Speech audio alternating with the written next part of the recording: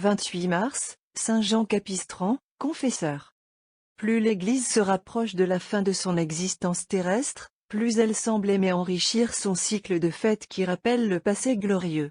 En effet, l'un des objets de la Sainte Liturgie est de garder à l'esprit tout ce que Dieu a fait pour nous. Souvenez-vous des jours d'autrefois, pensez à chaque génération, a dit Dieu à son peuple dans l'Alliance du Sinaï. C'était une loi dans Jacob que les pères devaient transmettre ces traditions à leurs enfants, qui devaient à leur tour les transmettre à leurs descendants. L'Église a pris la place de l'ancien Israël et ses annales parlent, encore plus que celle du peuple juif, des manifestations du pouvoir divin. Les enfants du nouveau Sion ont plus de droits que les fils et les filles de Juda de dire, en regardant en arrière sur le passé, tu es toi-même mon genre et mon Dieu, qui ordonne le salut de Jacob.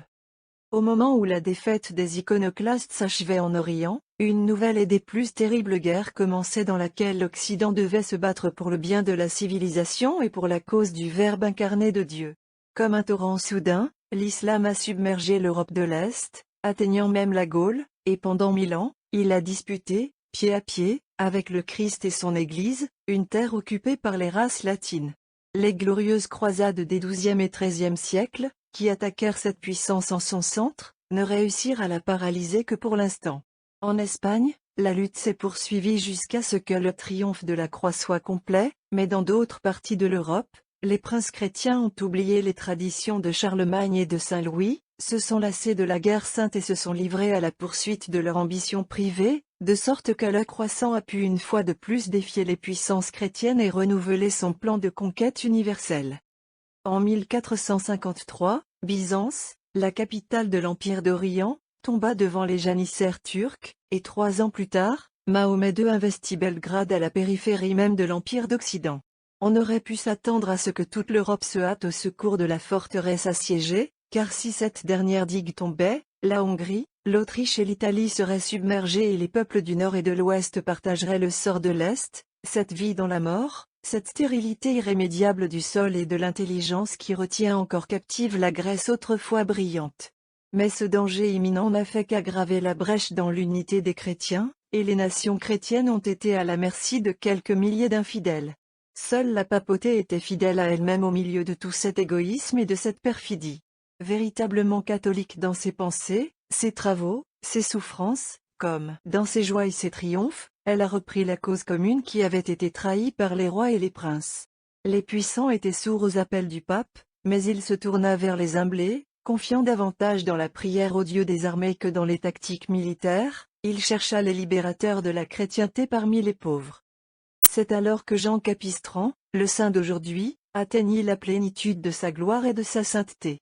À la tête de quelques pauvres hommes de bonne volonté, paysans inconnus rassemblés par les frères franciscains, ce pauvre homme du Christ entreprit de vaincre l'armée la plus forte et la mieux organisée du siècle.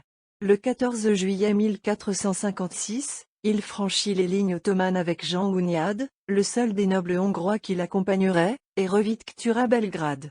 Et le 22 juillet, sentant qu'il ne pouvait plus supporter la défensive, il se jeta, à la stupéfaction de Hunyad, sur les retranchements ennemis. Ses troupes n'étaient armées que de fléaux et de fourches, et leur seule stratégie était le nom de Jésus. Jean avait hérité de ce cri de guerre victorieux de son maître, Bernardine de Sienne. Le psalmiste a dit, « Certains ont confiance dans les chars et d'autres dans les chevaux, mais nous invoquerons le nom du Seigneur notre Dieu. » Psaume 19 2.8, ce nom, si saint et si terrible, prouva une fois de plus le salut du peuple. À la fin de cette journée mémorable, 24 000 Turcs gisaient morts sur le champ de bataille. 300 canons et tout le butin des infidèles étaient entre les mains des chrétiens, et Mahomet II cherchait une cachette lointaine pour sa honte.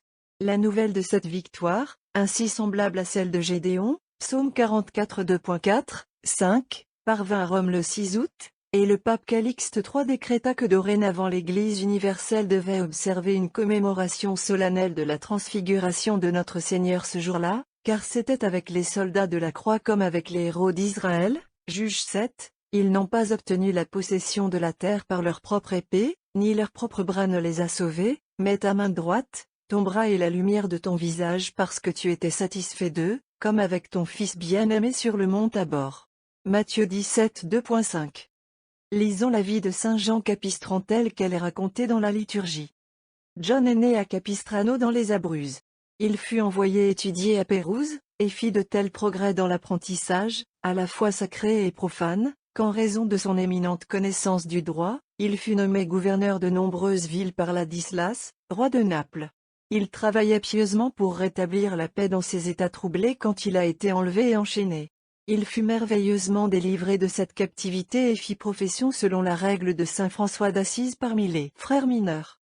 Il se consacra à l'étude de la divinité et eut comme maître saint Bernardin de Sienne, qui l'imita avec zèle en répandant la dévotion au très saint nom de Jésus et à la Mère de Dieu. Il a refusé l'évêché d'Aquila, et est surtout célèbre en raison de sa vie mortifiée et de ses écrits sur la réforme des mœurs. Il se consacra avec zèle à la prédication de la parole de Dieu et voyagea dans presque toute l'Italie, où il rappela d'innombrables âmes sur le chemin du salut par la puissance de ses paroles et le nombre de ses miracles. Martin V le fait inquisiteur contre la secte des Fraticelli et Nicolas V le nomme inquisiteur général en Italie, contre le judaïsme et le mahométisme. Il a converti beaucoup d'âmes à la foi du Christ. Il a fait beaucoup de bien en Orient et au concile de Florence, où il a brillé comme un soleil. Il a ramené les Arméniens à l'Église catholique. Le même pape, à la demande de l'empereur Frédéric III, l'envoya en Allemagne comme nonce du siège apostolique, afin qu'il ramène les hérétiques à la foi catholique et l'esprit des princes à la paix et à l'union. Il a fait une œuvre merveilleuse pour la gloire de Dieu pendant les 6 années de sa mission, et a ramené à l'Église par la lumière de son enseignement et de ses miracles un nombre presque incalculable de Hussites, d'Adamites, de Taborites et de Juifs. C'est principalement à la demande de Jean que Calixte III proclama une croisade, et Jean se hâta à travers la Pannonie et d'autres provinces où, par ses paroles et ses lettres, il éveilla tellement l'esprit des princes qu'en peu de temps 70 000 soldats chrétiens furent enrôlés. C'est principalement grâce à ses conseils et à son courage qu'une victoire a été remportée à Belgrade, où 120 000 Turcs ont été tués ou mis en fuite. La nouvelle de cette victoire parvint à Rome le 6e août, et le pape Calixte consacra ce jour pour toujours à la commémoration solennelle de la transfiguration de notre Seigneur. Lorsque Jean fut saisi de sa dernière maladie et emmené à Ilac, de nombreux princes vinrent le voir, et il les exhorta à protéger la religion. Il a pieusement livré son âme à Dieu en l'année du salut 1456. Dieu a confirmé sa gloire par de nombreux miracles après sa mort, et quand ceux-ci ont été dûment approuvés, le pape Alexandre VIII a inscrit son nom parmi ceux des saints. 200 ans plus tard, Léon XIII étendit sa charge et sa messe à l'Église universelle. Le Seigneur est avec toi, ô très vaillant des hommes. Va en cela ta force et tu délivreras Israël de la main de Madian. Sache que je t'ai envoyé. C'est ainsi que l'ange du Seigneur a salué Gédéon, Juge 6 2.12-14, lorsqu'il l'a choisi parmi les plus petits de son peuple, Juge 6h15, pour accomplir un destin élevé. C'est ainsi que nous te saluons à notre tour, ô glorieux fils de saint François d'Assise, et nous te supplions d'être notre aide constante.